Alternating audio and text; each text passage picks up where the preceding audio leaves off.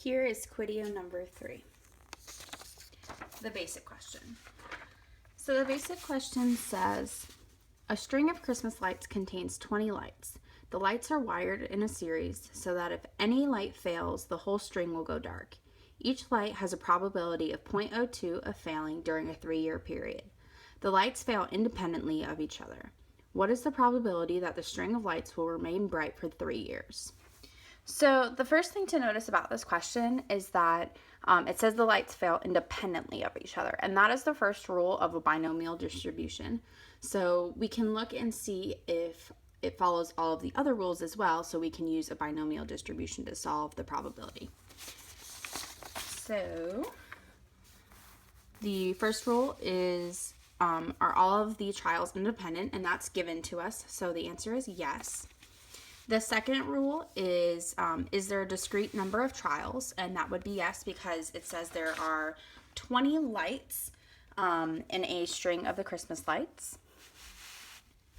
And the third one is, do all of the trials or do all of the lights have the same probability of success? And it says that they all have a probability of 0.02 for failures, which results in a 0.98 probability for all of the successes. So the failure and success rate are the same for each of the individual lights. And the last rule is, are there 2 different outcomes that each of the trials can take? So is there a success and is there a failure? So each of the lights can either remain bright or they can go dark. So the answer to that question is yes, there are 2 different outcomes that each of the trials can take. So looking at each of these 4 rules, it was a yes to each of them, so therefore this is a binomial distribution problem. So looking back at the problem, it ultimately asks, what is the probability that the string of lights will remain bright for 3 years? So in other words, what is the probability that none of the lights will fail for 3 years? So there's 2 different ways you can approach this question. You can either look at the probability of the failed lights, or you can look at the probability of how many lights actually did stay bright over that period of time. So remembering what a binomial distribution looks like, so we're looking at the binom PDF of NPX, and N is your number of trials, P is your probability, and X is the number of outcomes of the successes. So in this case, your X is going to be how many remain bright. So the first way is looking at the probability of the failed lights. So you do binom PDF of the probability of failed lights.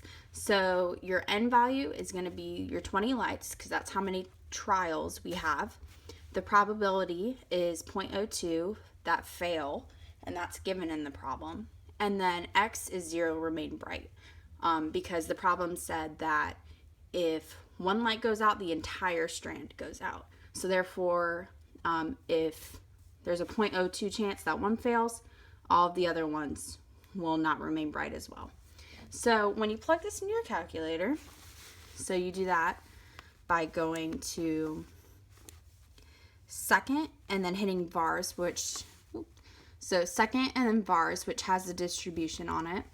And then if you go to A, it has the binom PDF. And then the number of trials is 20, and then P is 0.02, and your X value is that 0 remain bright. And then you hit enter, and you get 0.6676 is the probability that the lights will remain bright during that time. And to double check that, if you want to do it the other way, you can look at how many actually do remain bright. So the N value stays the same. We still have 20 lights on the strand. And then the probability this time, so the probability of them failing was 0.02. So the probability of them remaining bright, or of a success, is 1 minus that failure. So we'd have a 0.98 probability that they remain bright. And then X, so if none of the lights go out, that means that they all remain bright. So then we'd have 20 for our X value. And so just plugging that into Bynum PDF. And so doing second vars and then going back to Bynum PDF. And this time doing 20.98 for your probability and then doing 20 for the number of successes and putting that in there, you get the exact same answer. So they both check for each other. So the probability, to answer the question, the probability that the string of lights will remain bright for 3 years is 0.6676. Next is the advanced question. And the advanced question talks about a study done where they observed the hand washing behavior of adults using public restrooms at airports.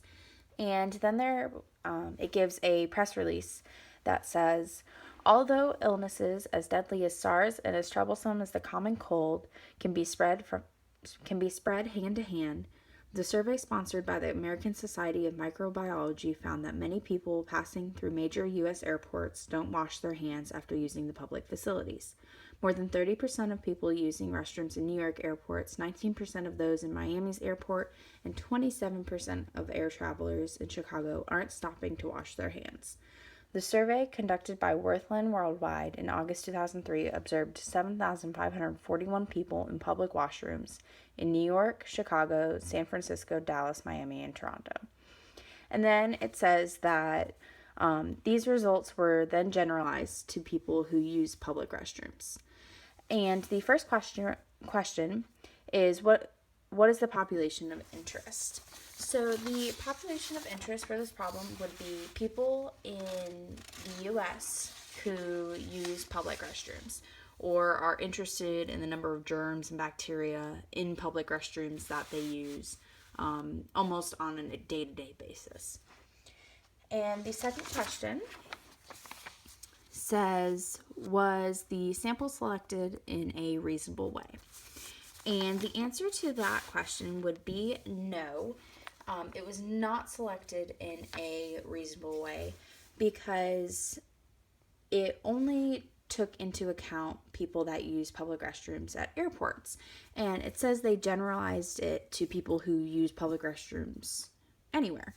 So if you only look at people who are at airports, there's a lot more people that use public restrooms elsewhere, like restaurants and schools and that kind of thing. And people at airports are in rushes to catch flights and all that kind of other stuff. So this was not selected in a reasonable way at all, just because it's not taking into account that there's a lot of other places where there's public restrooms. And letter C says, is the sample likely to be representative of the population of interest? And again, the answer is no, because the population of interest is the people in the U.S. who use public restrooms. And if you're generalizing for everyone in the U.S. who use a public restroom, you're not taking into account that some people don't even go to airports. And at airports, there are definitely not as many people as there are using other public restrooms. Just like in schools, there's restaurants all around the country, and a lot less airports. And although a lot of people do go to airports, there's a lot more people going in and out of different restaurants, different schools, different gyms, and a lot of other public places where there's public restrooms other than just an airport.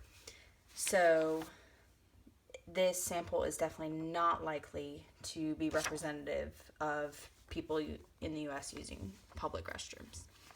And then the last question is, are there any obvious sources of bias? So the answer to this question is yes, there is definitely an obvious source of bias, is that they only used the people that use public restrooms at airports, and they didn't look at anywhere else where there could be a public restroom in the United States.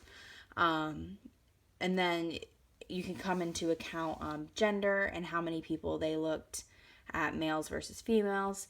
But the most obvious source of bias would definitely have to be how they did not look at other public restrooms. The last question is the AP question, and the AP question says, at a certain university, students who live in the dorms eat at a common dining hall. Recently, some students have been complaining about the quality of the food served there. The dining hall manager decided to do a survey to estimate the proportion of students living in the dorms who think that the quality of food should be improved. One evening, the manager asked the first 100 students entering the dining hall to answer the following question. What he asked them was, many students believe that the food served in the dining hall needs improvement. Do you think that the quality of food served here needs improvement, even though that would increase the cost of the meal plan? And they could answer yes, no, or that they don't have an opinion. So letter A says, in this setting, explain how bias may have been introduced based on the way this convenient sample was selected and suggest how the sample could have been selected differently to avoid that bias. So the first part of the question says to explain how the sample could have introduced bias. So by questioning the first 100 students, that introduces bias because their opinions of the food could differ greatly from others staying in the dorms. So since they are the first ones to enter the dining hall, they may enjoy it since they're getting a jump on it. And then you're also omitting any students that, even though they're paying for the dining hall, they're not actually going and eating food there, just because the food quality is that bad. And those are the people you want to hear from that want those improvements. So you're completely omitting those people that don't actually go to the dining hall. And then the second part of the question says to suggest how the sample could have been selected differently to avoid the bias of just questioning the first 100 students. So instead, you can completely randomize it and use randomization and do a simple random sample of all of the students living in the dorms. And that way you're including anyone that doesn't go to the dining hall regularly and anyone that doesn't quite enjoy the dining hall but still goes. So you could pick 100 random students living in the dorms using table B or a random number generator, and then using those 100 students and asking them the survey instead of the first 100 students entering the dining hall. And then letter B says, in this setting, explain how bias may have been introduced based on the way the question was worded, and then suggest how it could have been worded differently. So, looking at the first part of this question, highlighted in yellow, it says, many students believe that the food served in the dining hall needs improvement. Well, this could suggest bias because it's leading students to involuntarily want to support the claim. So they may not want to go against the majority,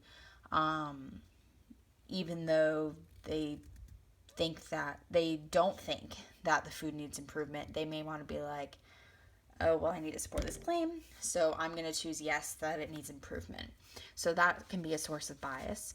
And then the last part of the question where it says, even though that would increase the cost of a meal plan, this also introduces bias because it can lead students to say the food isn't bad or that it's all right just because they wouldn't want to pay more for their food. And so a different way to word this question is to just leave this middle part. So how to word it differently, you could say, do you think that the quality of food served in the dining hall needs improvement? And just leave it at that, because you're not suggesting anything, and you're not leading them to have one answer over the other, and you're getting a genuine answer from each of the individuals. So with that, that is Quideo number 3.